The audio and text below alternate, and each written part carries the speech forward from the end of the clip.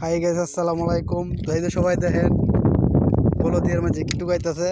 IPhone তো পাইলামই না, আইফোনের কাভার পাইলাম ফোন করতে।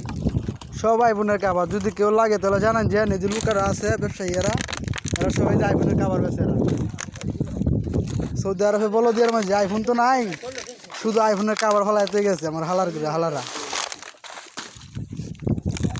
সব আইফোনের বক্স, সবগুলো আইফোনের বক্স সব। এটা হলো সৌদি আরব। দেখেন আইফোনের কাভার বাংলাদেশে একটা কাভারের দাম 100-150 টাকা। কত হাজার হাজার কাভার।